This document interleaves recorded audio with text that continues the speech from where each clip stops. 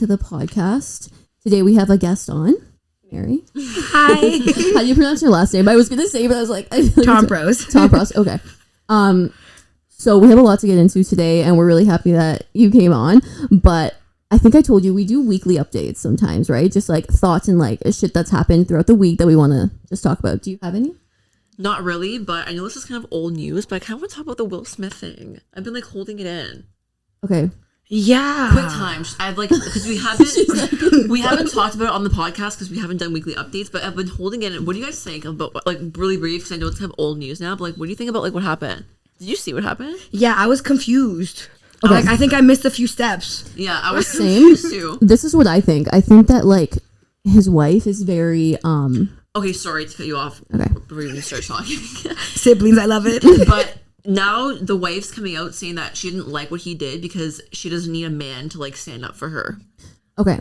Isn't that odd? Listen, like I just feel bad for him. I feel bad for Chris Rock. Imagine getting slapped in the face on stage. In front of everybody on camera. Yeah. He's like, I didn't need to be here and I just got fucking slapped in the I face. feel bad for him. But yeah, anyways, I just thought that was... Okay, so my weekly update is something I want to bring up, and like you guys probably have an opinion on it.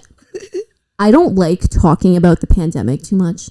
Oh my god. It's like a topic of conversation. However, I wanted to note that the other day, for the first time, I went to a coffee shop to work.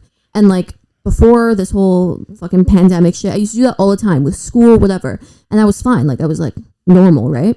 So I went to a coffee shop the other day and I was working and I found myself flinching every time someone walked by. So every time someone walked by, I was like, and I was scared. I don't know. And I just want to hear your thoughts. Like, do you guys feel this like weird, like new type of anxiety around people because of all these things that have been happening the last few years? Or no? Is it just me? I want people near me. Me too. Like, I want Like, people to like- be like, oh, I'm sorry I hit you. I'm Yeah, like, please yeah. touch me again. It's been so long. Yeah. No, but that's the thing. Like, I don't like, I don't like discussing my opinions on it because people just whatever. But I don't care about COVID and all that shit anymore. It's just like this weird thing that I'm just like scared of being social. Like, I'm scared someone like I don't know is gonna talk to me or bump into me, and like I don't know what to say. I definitely have been less social. I've been less social, and like I don't like to go places as much as I did before. But I don't feel weird. Like, Okay, so it's just me. yeah, Okay, it's just you. cool. What were you saying? No. Like, honestly, like, I'm going to get shit on by everybody, and I know this. I didn't stop living my life during the pandemic. Yeah. Like, I still celebrated all my friends' graduations, birthdays. I was like, So did we. the drive-by, everything. I didn't care because I was like, Yeah. you know what? I'd rather die saying Happy Mother's Day to my grandmother than die not. No, I Yeah, not I completely agree with you, which is why I'm just kind of like trying to dig deep and be like, why am I like scared of like you know what I mean? But I completely agree with you. But anyways, I don't want to talk about we won't talk about COVID. But that was just a thought I had this Do week. you have any weekly updates? My laundry. Oh yeah. Tell a story Okay, again. tell We were a story just about your talking laundry. it before. So my condo's undergoing renovations, and they did my laundry, and they didn't obviously put the valves back together. So here I am trying to wash my clothes, and do I not flood my whole condo? New floors, by the way, new floors. Okay, those are nice floors. I've seen those. Flooded my floors. Obviously, I cleaned it up now, but yeah, the guy came and refixed the valves. But that's my weekly update. I'm still trying to move in slowly. How did you clean your floors after? Oh my gosh, with every towel that I could find in a I would box. have had a heart attack. Like Oh, actually. oh my goodness. I tried every single like DPT skill. I was like, it's okay, just breathe. Yeah, 5 seconds, be mindful, look at the lights, look at the walls. Our mom Oh my God. is like clean freak, like really, really bad. She would have had like an actual hernia. She Oh my god. Yeah, she would have flipped. She's like, yeah, me too. Yeah, no, I get it. Trust me. I was like, I feel like every European woman right now freaking out. Yeah, I was gonna say that. You're running my mom. My mom would have freaked out. Okay. Anyways, so let's get into you. This is all about you. Ooh, exciting. So, just to preface, I guess people who are listening.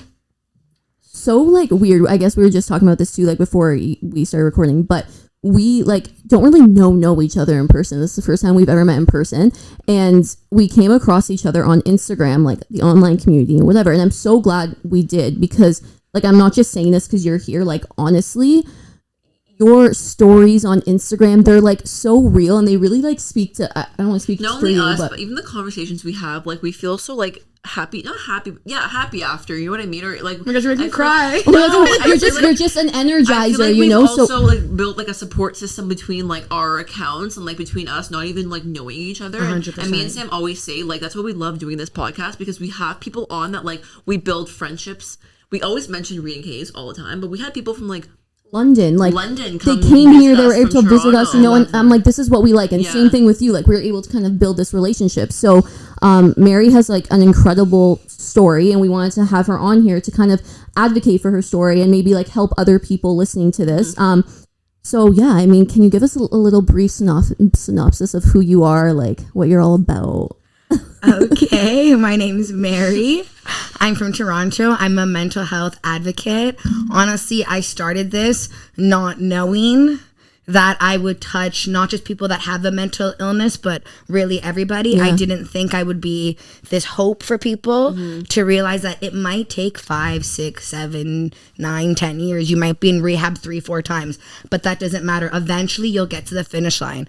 I mean, you girls know my story. It took me a long time to get to the road of recovery. So it's nice to see that people are like, oh, okay, maybe it's not the Disney fairy tale Hollywood that they show us. Okay, there is some shitty things, and it's okay. Just because you fall off the wagon once or twice doesn't mean you won't get to the finish line. Right.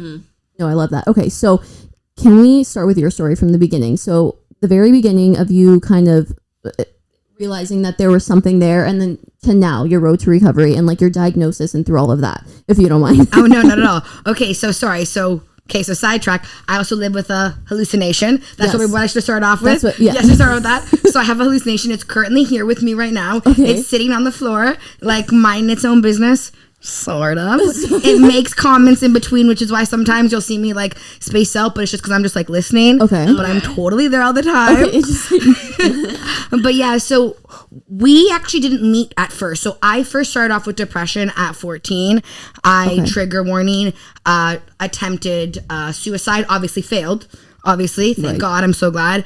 But yeah, I unfortunately ended up in the psych ward at 14 because I tried to obviously end my life. And then it just kind of became this tricky battle from 14 to 23, in and out of the hospital, rehab, a few incidents with the police, with mental health and all that fun jazz. So it's been a very weird recovery and weird road. I was first diagnosed with depression, and then it moved to a borderline personality disorder, which the original borderline term means on the border of neurosis and psychosis. Can you explain what neurosis and psychosis are exactly? So neurosis is anxiety and depression. Psychosis more like schizophrenia, bipolar, schizoaffective. So it's more, one is more anxiety and depression, the other one is more of a psychosis. Got it. And if you know me really well, you can tell she's definitely on the border. Okay. Just because I will experience the manias of highs and lows. Okay. As opposed to someone with borderline, they'll have lows for a long period and highs for a long period. Okay. I'll have lows and highs within the same day. Okay. I'll have a suicidal thought at 10 a.m. and then at 10:15, I think I'm Queen Elizabeth. Okay. So it's a very constant, intense emotions, and it's very difficult because sometimes I don't even know what's going on. 'Cause I'm like, oh my God, wait, am I anxious? Am I depressed? Am I manic? Oh my God, what's going on? So it was a very tricky. So I want to go back to when you said you were 14 and you were diagnosed with depression, right? What were the, like, to me that's like young. Yes. Yeah, right? it's Like, very young. Absolutely. what were the initial indicators and how did you come to realize like I need to go and see someone, or maybe your family brought you? So so my mom left me when I was a child. Okay. So that obviously caused a lot of childhood trauma for me. So my pediatrician asked me to see a psychotherapist. So I saw a psychotherapist for a few years. Obviously that wasn't doing anything, but usually most people with depression, they can mask a lot of it. So I was good at masking and pretending. I did trigger warning again. I did self-burn a lot of the times. And then the indicator for me to get help was actually I had attempted suicide. So that was the indicator. Okay. And then I played off like, oh, no, it wasn't. They're like, who you playing? This is our job. Yeah. You know, so off to the psych ward you go. And I was like, I've seen these movies. I don't want to go. Honestly, the psych ward, the most friendliest people in the I was just gonna ask that. Like, So sorry, go ahead. they make so like how you said in the movies, like they portray it as this like hell or like yeah, everyone banging on the wall, like just stuff that makes you have like a negative connotation when people say like a psych ward. No, we used to order pizza. No. The first thing I did was look under my bed for literally chain like things. Yeah. There was nothing there. The children's ward, it's called the adolescent ward, is a little bit different than the adult ward. The adolescent ward is 2 beds to a room, and it's those like white, flat, like IKEA beds. okay, And then we each have a desk to do our schoolwork, and then we have the hospital like curtain to like privacy closing it. Yeah. Nobody ever did that because we all liked each other. We all had it open. Yeah. So in the adult, so in the adolescent ward, it was like a dorm room. Okay. It was a dorm room. We all had to go to school every day. And they said, we don't care that you're sad and depressed. Up, shower, brush your teeth, walk around school. It was, I mean, I called it jail, but it wasn't jail because it was just the basics of what you're supposed to kind of do, which is get up, shower, make your bed, brush your teeth, do all that fun jazz. So it wasn't scary at all. And then the adult ward was just 4 beds to a room. It was just like a typical hospital room. Okay, that makes sense. Got it. Okay, so after you went to the adolescence ward because of the depression diagnosis, can you tell us like how the hallucination I don't know if you would call it a diagnosis or if it's like, how does that work? Yeah, so I have an atypical case. Okay. So my hallucination is considered it's a isolated psychotic symptom. Okay. So I'm not schizophrenic, I'm not schizoaffective, but I do have a psychotic symptom. Okay. So that's my hallucination. It actually appeared 9 years ago.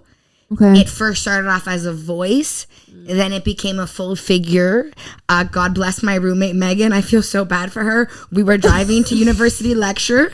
I saw my hallucination crossing the street, immediately stopped. The poor girl smacked her head on the dashboard. Which is the first time? The first time you saw I had ever actually seen. Wow. I had heard, but the first time I heard, I was in the shower. I ran outside. I was like, okay, nobody's home. My roommates are at university.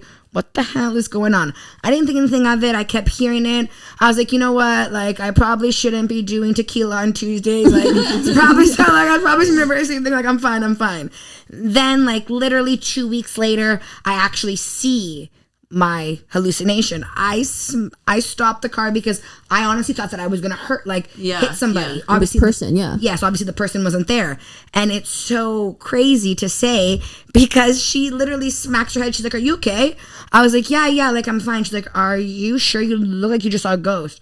I was like, no, I'm good. Like, let's go to organic chemistry. She's like, okay, like you want me to drive? I was like, no, I'm good. Let's go. Mm-hmm. And then in the class, I turn around. I was like, okay. I didn't say anything for a few months. I was like, you know what? I'm just losing my marbles. Like maybe it's early onset dementia. I don't know. I don't want to say anything. Right. Then I go back home to see my psychiatrist. I like burst out the whole thing. Then obviously they put me on medication. I lied to the medication's not working because I found a medication that did work, which were street drugs. Okay. So I was using the medication that my parents gave me, that my dad gave me for the meds to buy street drugs. Okay. So for years I was lying, saying, yeah, the meds are working. Mary's great. Mary's this, Mary's that. Got it. So I had lied because I didn't want to go back. I was living my life. So they thought, yes. Can I ask if you feel like comfortable discussing this? But so was it kind of like an addiction to the street drug so that you can, I don't know if it's suppress the hallucination? Absolutely. I was totally I was a drug addict. Okay. I went to rehab because I used it as I self-medicated myself because I found something that worked. Right.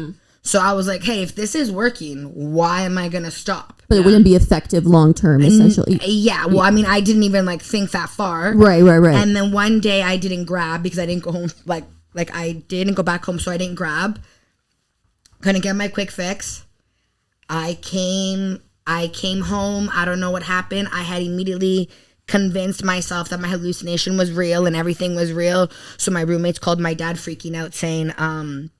Tompros, I think there's something going on again. So then I went back to the hospital and I was there for 4 months. Wow. So I had made that hospital into my own room. I put up posters. I brought my own duvet because I knew I wasn't leaving. Right. Yeah. And I was like, there's no way they're letting my nut job ass out of here. I was like, I'm not leaving. So I was there for 3 or 4 months. Wow. And then after that, I had to go to rehab because I had to get clean. So it was a very... So you were fighting multiple battles at once. Yes. And because I was... And to be fair, a lot of the battles I was fighting was a lot of stigma attached from the beginning. Because at 14 years old, we're 2006, 2007. A European family, mental illness is... Yeah. I was going to ask you that later if you felt comfortable talking about that. But it's kind of like, we obviously don't deal with the same things, but there's a lot of people in general probably listening that go through their own mental health issues. Maybe they're not diagnosed with an illness that far, and a lot of us who come from European families, it could be hard to talk about because it's like, you're fine, drink water, or like even whatever. Just talking about your emotions, it's like it's suppressed. You know? Yes. Even just talking about how you feel, or if you're sad, it's like, no, you're not sad. It's not about Crying's weak. Yes. Yeah. Showing vulnerability's weak. No, being vulnerable is strong. It's Right. actually a sign of strength. Human. Yeah. Yeah. And I was gonna say, what was I gonna say? Right. So when you kind of got those diagnoses and you had to like say it to your dad or whoever, your entire family, how did they take it? Were they like, we're gonna get her help, like we need to get her help, or were they kind of like trying to assess the situation themselves? For my hallucination, it was we got to get her help Okay. right away. For my beginning of the mental illness, everyone thought it was a phase. It was just a phase. She's a troubled kid. She'll get out of this. It's not a phase. Let's be more Sensitive. Yeah. So you had the mental illness diagnosis, you had the addiction recovery that you were going through, and I'm assuming, correct me if I'm wrong, you also, like, what started all that could have been trauma from your childhood, correct? Absolutely. Yes, absolutely. Okay, because that's what I was going to ask. It's like, how can we just like as people come to address that trauma? And like, does it need to go that far to where you're like attempting suicide or like doing all that? Like, how have you now begun to address that? I know like you're probably going to therapy and all that, but I guess just some advice for general people listening. My best advice is, and I say this all the time, is nobody has the power over you but you. And if anybody makes you question your self-worth, they really shouldn't be in your life, to be quite fair, because I have one rule and it works with friends, boyfriends, family. The moment I question my self-worth even the one time, the relationship's cut. Because I cannot afford to get sick again. So I always tell people all the time, if I've ever made you feel worthless, please cut me, because that's the last thing I ever want to do to anybody. And I would obviously want the same. Reciprocated Yes. back. Yeah. Right. No, that makes sense. So that's sort of my advice is don't, if anyone questions, if they ever make you question your self-worth, that person doesn't serve purpose in your life anymore. And that's okay too. That's the thing. A lot of people don't come to terms with the fact that like sometimes people, for your mental health, your physical health, your spiritual health, whatever it is, they're better to be removed, and it's hard to come to terms with that. And like I have people like that in my life too. Family, We talked about that. Even just like friends, family. Like if it's time to cut them off and they no longer serve you, even if they are blood. And I've like struggled with that for a long time. Like that's your blood. Like how can you, like.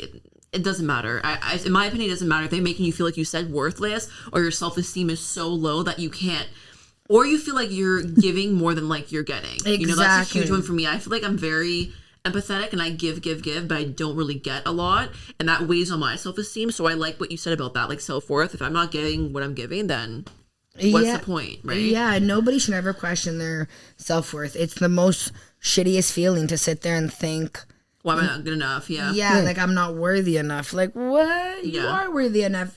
And if anybody ever made you feel that way, bye. I know, 100%. I agree. I kind of want to go back to what we kind of like veered off track, but what I was going to ask was about the stigmatization of it all. Stigmatization, right? Stigmatized. I don't know. I don't know. I'm sorry. I don't know. English wasn't my first language anyway, so don't worry. German words No one's going to catch me. Yeah, so can we talk about that and like how you felt around all of that? And like I know I was doing some research and I was like reading up, I think I mentioned this when I sent you that email, but about how now like Toronto has this like policeless mental health kind of team that they're kind of going to bring out for people who are in crisis. And like, I think that's great, but I feel like it's been so long, you know, like I wish this was implemented before, and I feel like maybe it wasn't because of the stigmatization of it all. So like, how has the stigma around mental health affected you in your life?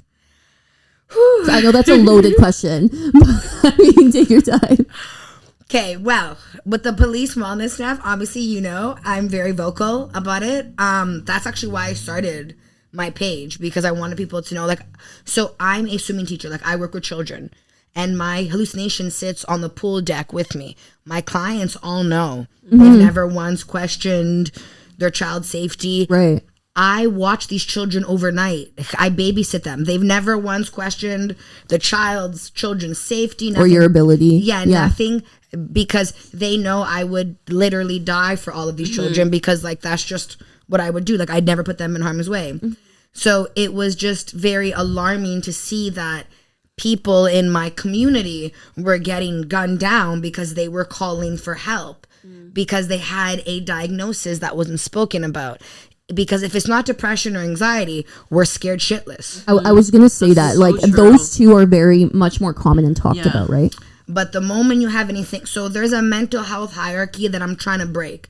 Anxiety, schizophrenia, they're all the same. If they're not treated properly, they all result in suicide. Right. They all result in somebody that's schizophrenic questions their self-worth. Someone that's depressed question their self-worth.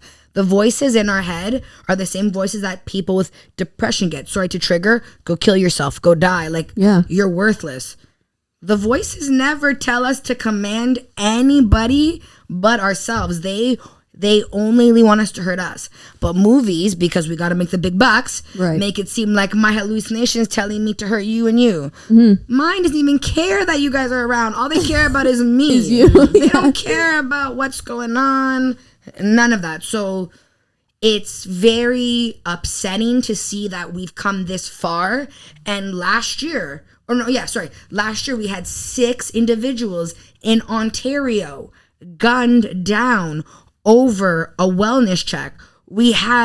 And I got to meet the children because I ran home for that protest. Ijaz Chardy, the old 65-year-old man. Yeah. They were on the balcony and they shot him. He was inside his house. He had a butter knife. You're telling me grown-ass man can't take down a 65-year-old man in a walker with a butter knife? Give me a break. They were scared for their lives. Scared for what? Yeah. He barricaded the door. Yeah, no shit, because he was petrified. He's scared. He doesn't want to hurt anybody but himself.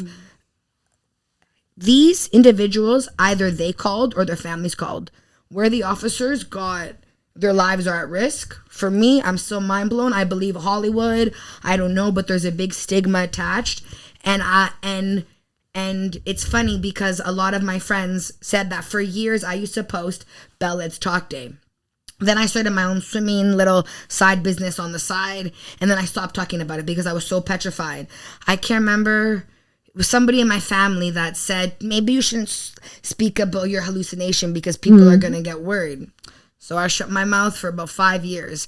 And then I came out and told everybody I have a hallucination. Not one person flinched. They're like, do you want pepperoni or prosciutto on the pizza? I was like, actually, like they didn't. Yeah. Nobody flinched, nothing. Because they were like, you're not a harm, you're not a threat. Yeah. I also feel like the people who genuinely know you for you and like your heart, change, like who you are as a person. And even though we don't know you like that, even like we said, seeing you on social media, seeing what you like love to do and the way you speak, I would never be like scared of you. I don't know, like that's weird for me to even say out loud. No, but now let's say you are an officer, you get a phone call saying 28-year-old girl hallucination with a butter knife. Yeah. But then you see me and you're like, yeah, okay. There was a girl in British Columbia. This was 2 years ago, same thing. The family called because she was actually a university student. The family was here, so they called out there saying, can you please check on our daughter? We're not here, else we would. Right. The girl looked identical to me. You're telling me 3 of them couldn't nicely tell her put down the knife or something. I've been in the psych ward. I've seen little old women calm down Big guys. very big guys Yeah. and aggressive big guys with their words. It's I just feel like society in general, like whether it's in the police academy or whatever, it's like they're not taking enough time to recognize that mental illness is an illness. Like you're ill and you're going through shit, you know what I mean? Just like somebody else who's physically ill is ill, and I just think that there's not enough recognition or like care towards people who have a mental illness. I also think she, like you make a point, Hollywood does it too. I think it's everywhere. Like I keep mentioning movies because I'm a really big movie watcher and I see it all the time, and it's just like people who aren't educated on it, that's automatically what they're gonna assume. There's a movie on Netflix. I'm sorry, Netflix is shit talk you. Words on a bathroom wall. Okay, I've never heard of it. Okay. People on Instagram said to me, hey, can you watch the movie? Give me your honest opinion. Did you watch it? Yeah, I watched it. The hell? The guy took one pill and boom, the voices were gone. You know, all of my friends messaged me. They could give me a fucking break. We're still on trial 10 to find the fucking magic pill. Yeah. Yeah. It's all smoke and mirror. Like it's all, yeah. And, unrealistic. Yeah. And then like I've had people say to me like, wait, like you drive a car, like you do this, you do that. I'm like, yeah, like I operate in society. Yeah.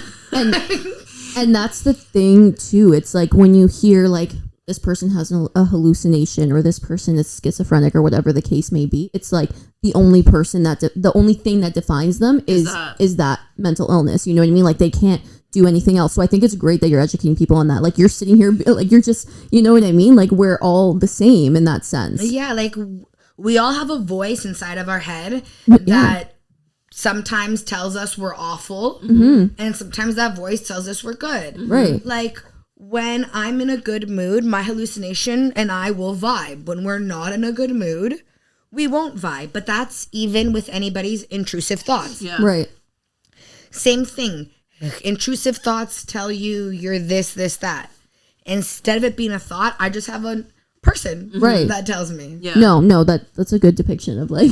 No, that makes sense. One thing I want to ask too about this is, have you kind of ever thought, I'm sorry if this is triggering also, but if have you ever thought like if you were in like a crisis and like somebody needed to call like the mental health line or like that mental health team that Toronto's recruiting, how would you want that handled? Do you have like a plan set in place for that if that were to ever happen?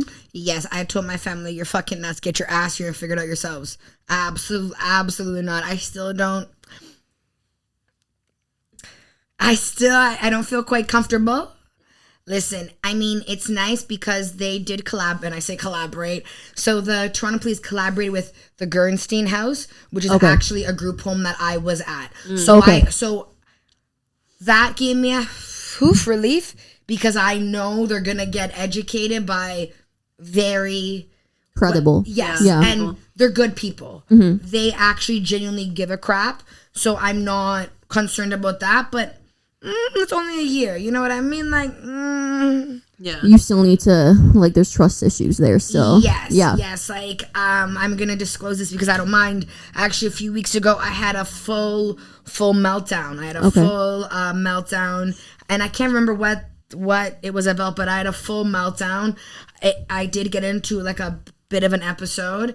And my dad was he was like, I need you to calm down because I don't know what to do. Like, I'm not going to call the police. And I was like, no, you're not. Get your ass down here right now and figure it out yourself. And it was funny because if he was anywhere else, he would have had to call the cops. Right. And chances are, because of how into my episode I was, it probably would have ended, again, not saying I would have attacked an officer because I've never attacked one. Right. But if you're going to put restraint on me and not let me know, yeah, like, or you're gonna feel attacked, like just on the go, like aggressiveness, right? Like, yeah, like I'm talking to my hallucination. If you think I notice you're in the room, yeah, you're more batshit crazy than me. You know what I mean? Like I don't see you, I don't hear you. So if you're gonna come up and touch me or something, let me know. Right. Hey, I'm officer blah blah blah. I'm here. Like your job is to take me to the psych ward. You are an Uber. Take me to McDonald's if you want to feed me on the way. That's fine. You're an Uber. Your job is not to take me to the morgue is take me to the hospital. Yeah. Do not That was confuse a the great- two. No, yeah. That, yeah, no, 100%. I get it. Take me to McDonald's and the psych ward, not to the morgue, then to the ground. Right. I'm okay. No, 100%. Because then you're going to feel like you're going to feel attacked. You know what I mean? Not to be rude, but, and again, trigger warning, and I add light humor to this. I called you to save my life, so if you're gonna kill me, stay home. I'll do it myself. Right. No, stay home and don't traumatize my parents, because there were several people that got shot in front of their loved ones during a wellness check. That's crazy. That's so scary to even think about. Like, imagine seeing that your daughter or your dad or your mom, like, and you're calling them for help too. You're calling them for help. You called so your son can get help, and they shoot your son in the front foyer. The hell's wrong with you? that gives me chills, to be honest. that's It's crazy. super, yeah. That's crazy. I mean, thanks for sharing. Yeah, sorry to go down that dark No, path. no, oh my God, no, thanks. I think people need to hear hear that. You know what I mean? If there was no stigma, and I don't mean the stigma as in crazy, it's the fact that we're dangerous. The fact that we're dangerous is the problem, because when you hear schizophrenic, you hear bipolar, schizoaffective, you hear anything that's not anxiety or depression, automatically you're like, oh, my guard's up. Right, be Safety, careful. Yeah, be careful, Yes. safety, this, that. It's like people think they need to like walk on eggshells. Yes. Yeah, yeah. It's yes. like, and that must make, again, I don't know if you've encountered many people like this, but that must make you feel uncomfortable if you sense someone's like tiptoeing around you, you know? 100%. I'm so blunt that now my friends will like send me a text and they're like, are you coming? I'm like, yeah, we're on our way. They're like, who's we? I'm like, my hallucination and I. They're like, what do you oh, you think? fucking savage. So yeah, like I just now add, like, I'm very upfront about it because I want people to know, hey, if you think this put together girl is put together, wait a second. She has a hallucination. Maybe then the next time you see somebody with a hallucination, you won't think like, Yes. oh. They're like insane. Yeah. Yeah, and also, we live in Toronto. We see a lot of homeless people screaming. Guess what? They're not screaming at you. They're screaming at their hallucination to leave them alone. Right. So don't ever get it twisted. Have a little empathy. Exactly. Have empathy, because that individual is struggling so hard and is so petrified for their life that they don't need the whole world judging them and looking at And they them. have nowhere laughing. to go too. They're on the street. So. They have nowhere to go. And Yeah. it's safer to be on the street than in most shelters. Yeah. Significantly.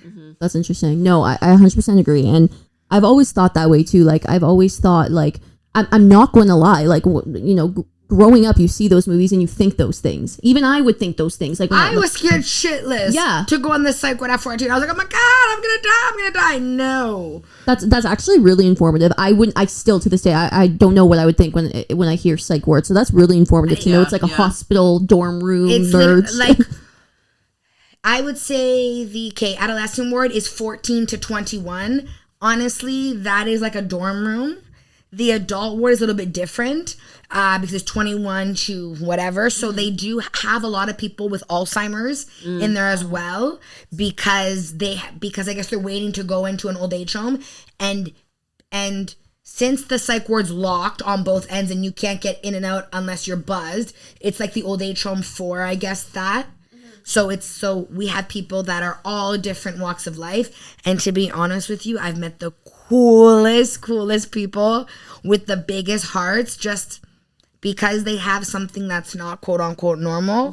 They're looked at as Not normal. Just not normal. Yeah. yeah, no, I've seen people in there with depression who haven't showered in 2 weeks. And you know what? That unfortunately is a normal part of depression that's Right. not spoken about. Right. There's people with anxiety that haven't left their house, that won't leave the psych ward because they're petrified. Yeah. We don't talk about that symptom in anxiety. No. We don't talk about suicide, but we're upset when somebody dies. Yeah. That's hell. That's very true.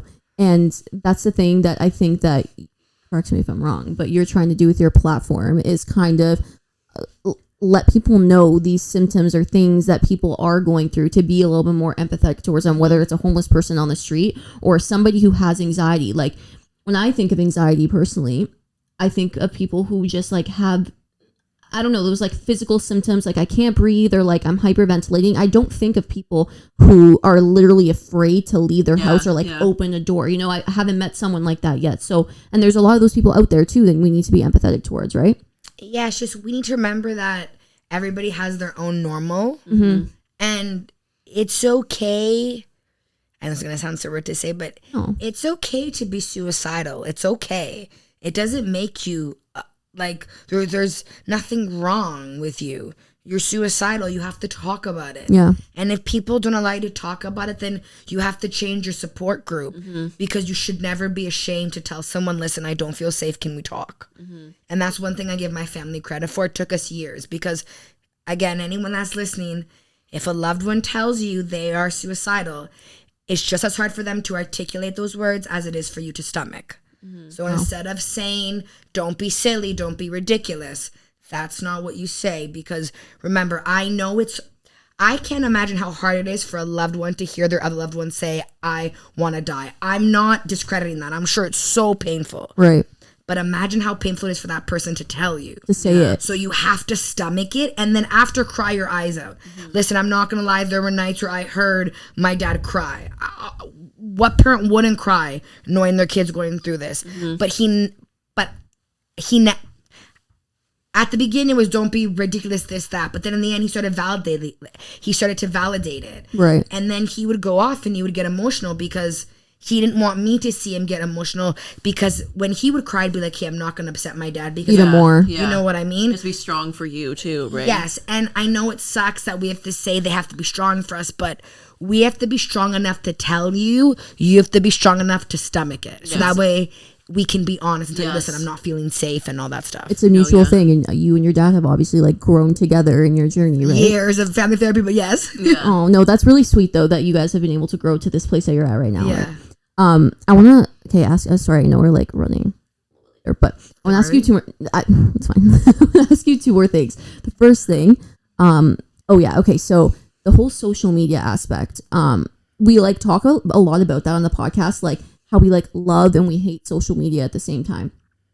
You're again one of the reasons why like we love social media, because you can come on there and really be authentic and real, and like I just feel like it's I just feel like it's a sea of just like bad people sometimes, very like, especially in these last 2 years, all the divisiveness I've seen online is pathetic and sad, and all the judgmental fucks out there. I'm sorry, like I just don't agree. Also, just these trends that are happening, I can't fathom anymore.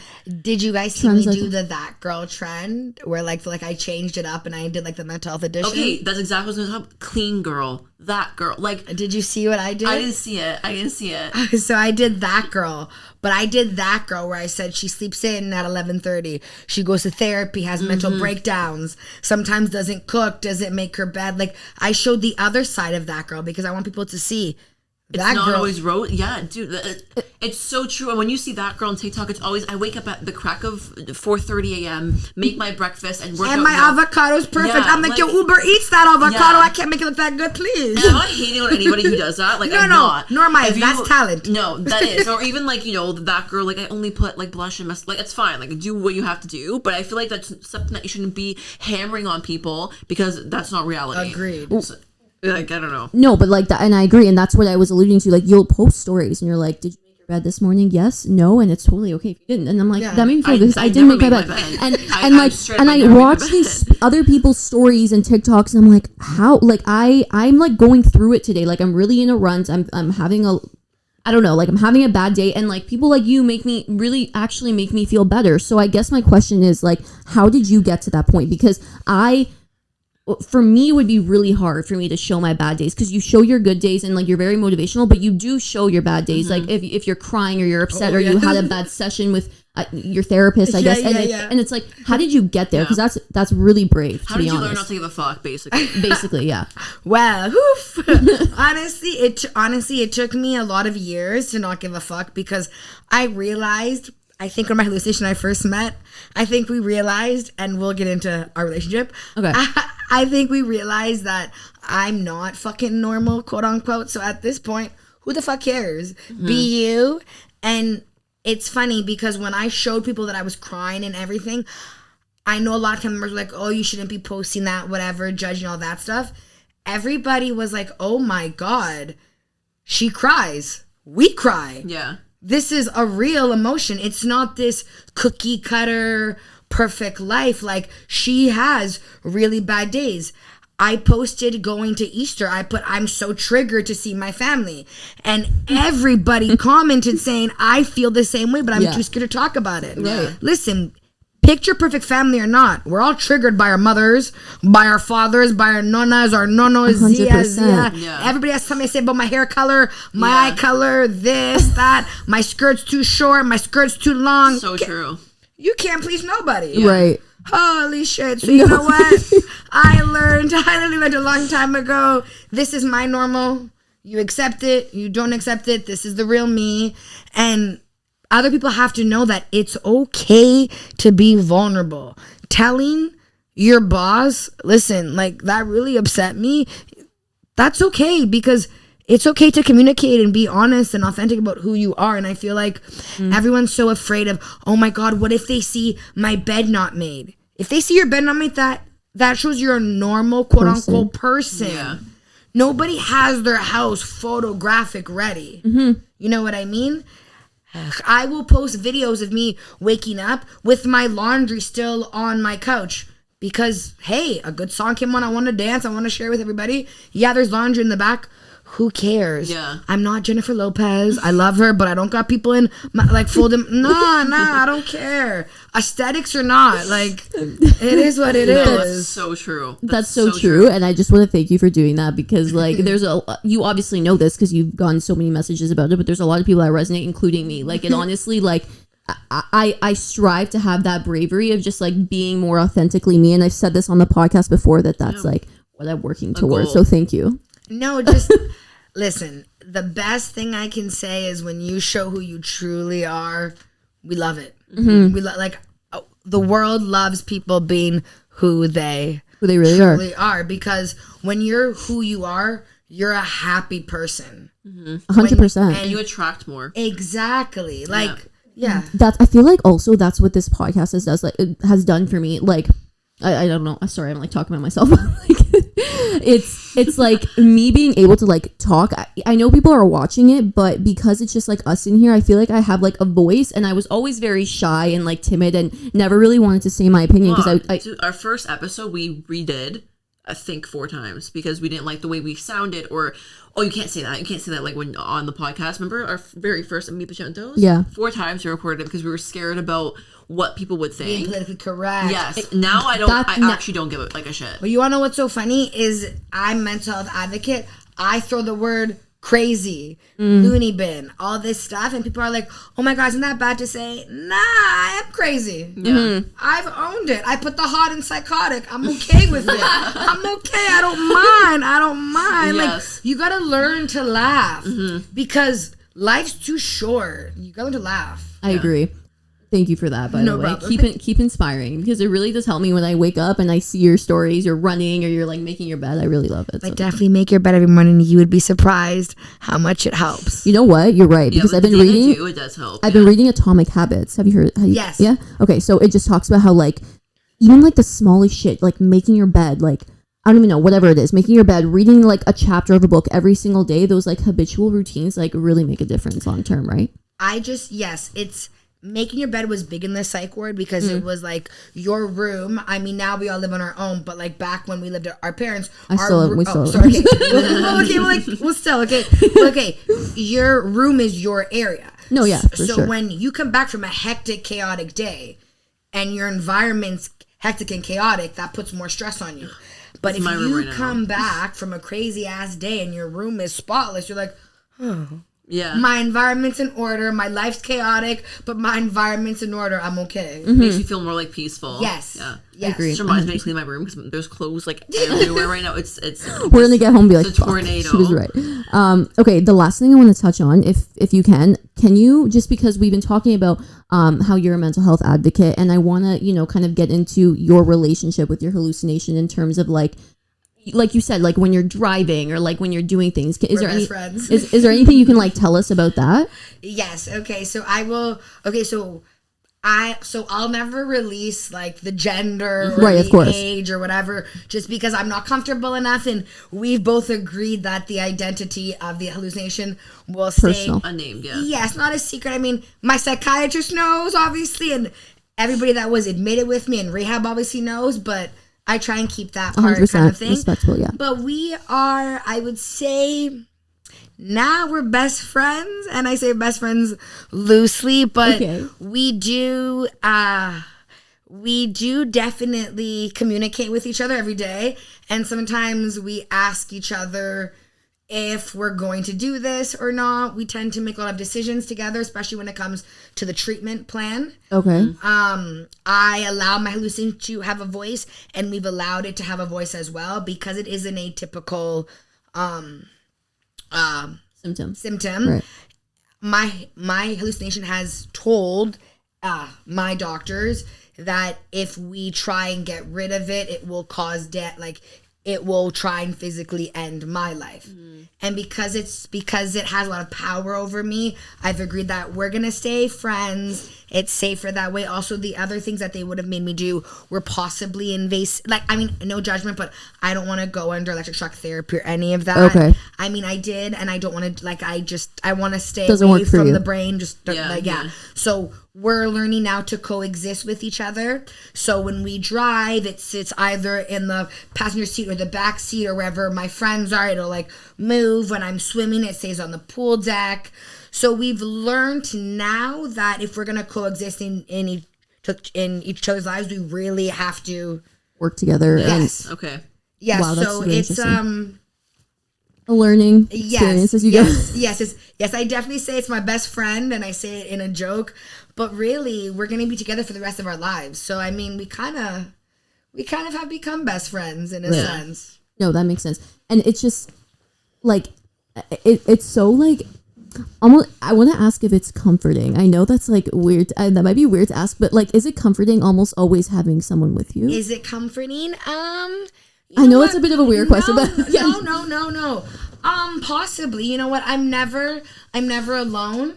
that's what I mean. So that's really nice. I mean, I haven't had peace in quite in 9 years, so I don't really know what that's like. So I guess there's a flip side too, where you're like, I'm never truly alone. Yeah, but it's nice because I'll be super transparent. Sometimes when I'm really down in the gutters, we'll chit chat. And I know it sounds weird to say because the hallucination will sometimes tell me to hurt myself and do dumb things to myself, and I always To make yourself feel better in that instance. yes, and I command it to know. We've been down that path before. We know it's not going to work. Like, no. So we have that kind of relationship too as well. But yeah, I'm never alone. It definitely is a very conversation to have when you're going to, like, when you date anybody. Oh, that's actually a good point. Oh yes. Yeah, those are honestly, surprisingly, every boyfriend I've had, God bless, has been very cool about this because That's great. because they don't know until like later on, and they're like, "Nah, you're fucking with me." I'm like, "Nah, I'm being dead ass. I'm being serious." You got them in already. They already like you. yeah, so they're like, yeah. I'm like, what? you're like, by the way, By the way, just so you're aware, there's two of us here. there's two of us, so both of us need flowers. Right. Double of everything, please. Yeah, literally. That's great. Oh my, thank you for sharing. I really appreciate that. I know that's so that's much that's fun. something that could be like really personal to you, so I appreciate it. But No, I had, honestly, I'm glad I did this because I want people to know, like, you're normal. I'm normal. We're all normal. We all have something, and it's okay. But the most important thing is that you never give up on yourself. And like, there's days where, like, trigger warning, there's days where I'm like, that's it, I'm done. And then I'm like, no, I'm not done. Today's gonna be a hard day. Tomorrow will be a hard day. But next week I'll see the light. And then when I do see the light, I'm like, why did I ever think I was not gonna make it to tomorrow? and you know what? I think that's really relatable. Again, like a lot of people don't say that they wake up and they think like, not today, like I can't go on anymore. But I think it's really relatable personally. Yeah, I don't me know too. Okay, I know we've been here for so long. I'm so sorry. I know I said it was gonna be like 30 to 40 minutes, but I appreciate everything. I don't know if you have any last questions. We had a question. What? On the email? Remember we got like an anon question. Oh, someone asked? Yeah, I don't have the email on my phone. Do you want to go on our email quickly? Yeah. Yeah. Because Okay. maybe you can put your like. Okay, so we your have this opinion. form, like with this form in our like link in bio thing, and some people sent in a question, and I think you could help answering it. Let's see. Ask. Where's it? Also, sorry that we Right took there. so long. No, it's not your. No, please. I just kept going on and asking questions. Okay.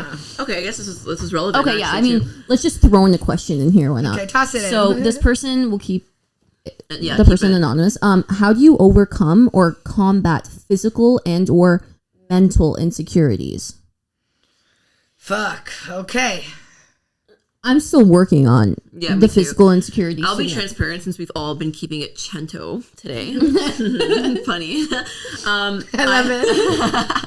I have a overthinking problem. I'm not going to self-diagnose myself, obviously, but I am very, very in my head a lot about situations. So I think my biggest insecurity is I overthink every single thing that happens, whether it's the way someone speaks to me, their tone is different, they don't want, I don't know, just anything I overthink. So I think how I'm trying to combat I guess it's a mental insecurity. It's just like what you said, know my worth. And I feel like that's so broad to say, but if you practice self-love and practice treating yourself and loving yourself and caring for yourself, you're not going to really focus so much on what people think about you and focus your attention so much on my phone's ringing. It's mine to know. Aw. I'll call him back later. No columns, you okay? No, he's fine. He just FaceTimes me during the day. Oh, It's what a really babe. cute. Yeah, he's so cute. What a babe. But anyways, I feel like if you just focus on yourself, you won't need to like project your insecurities on other people, vice versa. So I've been just practicing self-love. I guess that's how I overcome my mental and physical. How about you? I don't know. I didn't have time to really think about this. Oh, it's on the spot. Okay, I guess I have like a fear of failure, like really, really bad. Like I really just think like I'm always gonna fail at something if it's not perfect. I'm still trying to overcome that, honestly. Like I don't really have an answer for how I combat my mental insecurities. Right now, it's kind of like fake it till I make it, and I know that that's not probably None. Actually, funny you say that. Sorry to cut you off. no. Go. The two therapy skills that I use in DPT is facts versus feelings, which works for everything that goes on. Yeah. So facts versus feelings and fake it till you make it. Really? Yes. Fake So it till I'm on the road. Yes, So yes. I have a question. Sorry, facts versus feelings. Sometimes I do this in my notes. So I'll like, when I'm overthinking, I'll write out like my feelings, and then I'll write out the facts of why I'm overthinking it. So is it if like your facts overcome, like is it like So pros and cons, kind of like weigh it out? yeah, so example, like I'll give something like very like general. Like something happens where all out at a nightclub, a girl says something to you. So it's your best friend in the entire world. She says something to you and you think, oh my God, she's mad at me, this, that. No, that's a feeling. That's a feeling that you think she's mad at you. That's a feeling that you think this of yourself. That's a feeling. The fact is, she probably didn't notice that she even spoke that way. Okay, got it. So, or example, something really deep with therapy is, I'm feeling worthless.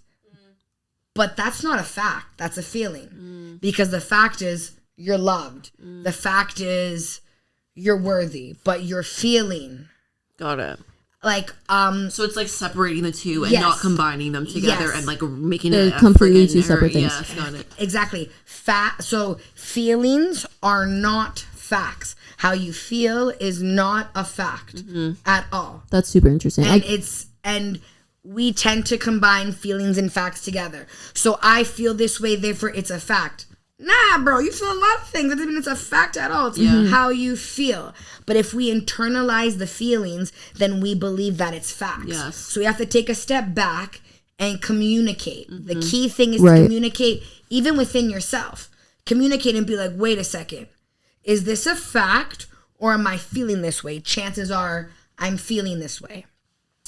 The fake it till you make it, that one's a little bit harder. So in therapy, what they make us do all the time, especially in the psych ward, is every day you wake up, you make your bed, you eat, do all this stuff. So you fake it till you make it, because eventually one day it becomes such a routine that you don't have to fake it because you've made it. You do make your bed. You do radically accept. you do you do take care of your hygiene, you do this, you do that. So yes, you're faking it for 2 months, and yes, it's the shittiest part. The short term is gonna suck, but the long term goal is so much worth it. That's really interesting that you say that, because that's literally what I do. It's like I kind of do both. I feel like I'll feel like I'm a failure at something or whatever. It could be at work, it could be whatever it is, right? And I'll be like, I'm such a fucking like a failure. Like I can't like see this through. And then I'll kind of talk to myself, like in my car or like in the shower or something. I'll talk to myself and like kind of lay out the things that like I have done that could be considered successful, which I guess is the facts versus feelings, right? Yes. And then also I'll pretend like I'm already successful in where I want to be eventually, which I guess is the fake it till you make it. So we're already implementing this. That really helped me, honestly, because also I feel like when I internalize, I project on other people. Yes. And I create conflict that's not there. Yes. And then it makes me look really bad. Yes. Because we're too afraid to say, hey, did I upset you? Yeah. Because we're too afraid to hear, yes, we did upset you. Yeah. 99% of the time when you say, did I upset you? They're like, nah, bro, what? But we don't say that. We do something else, and then it causes boom, big argument. Right. A blow up. Over somebody flinching to the right and not the left. Yeah. Just because that day we were more vulnerable. Yeah. So we took whatever was being said to us and we internalized it. But if that was said to us on a day where we weren't vulnerable, chances are it wouldn't affect us that way. I feel like me and Fran do that to each other a lot. Yeah. Feelings are based on vulnerability, and feelings is beautiful. Being vulnerable is beautiful, but that's emotion mind. When we get into wise mind, which is wise mind, facts, and most of us are in emotion mind. If we get into wise mind, which is being rational and understanding, you know what? Maybe take a step back and really look at the whole picture, because in 10 minutes when I take a step back and look at the whole picture, the picture's a lot more happier. Yeah. Now that my emotions have calmed down. No, that makes a lot of really sense. Helps. Wow, that was like a mini therapy session itself for us. Thank you. Yeah, thank you. No problem. I hope that answered the question that person. I hope so too. Yes. I think it was really good. I think you answered it better than we could have if you weren't here. So, thank you again for coming on. I had so much fun. Yeah, that was ladies. really great. Maybe you can come on again. We'll get people to like ask questions, and like one day you can come back, because I think it's been great. And like we've gone for an hour, which is like great. Like I didn't even realize all this time went by. And like I said, I hope you don't have any plans. No. I would love to come on next time, and we could do like a live Q&A. Yeah, you know what? That's so funny, because today he was telling me, he's like, "Did you know that there's Bluetooth on here and you could have callers call in? Like you guys have never done that." I'm like, we should definitely. I feel like that'd be very cool. Oh my god, I'm down. We'll get people to ask questions. Down my notes. Yeah, right. Okay. Anyways, thank you guys for watching. Thank you, Mary, for coming on. Is there anything like last things that you want to say? Plug your Instagram where people can follow you and your mental health advocacy. Oh, yes. Follow me on Life with the Hallucination. You'll find me on Instagram and on TikTok too, but I'm not that active on TikTok. Honestly, the only advice I can say to everybody out there listening and watching is you will get to your finish line. You might not get to it today or tomorrow, or your friends might have got there already. It doesn't matter. You will get there. It might take a while. Who the fuck cares? It's so worth it. Just keep on going. Trust me. I love that. Thank you. I need right, to hear that today too. Thanks for listening or watching, and we'll catch you next time. Yay. Bye.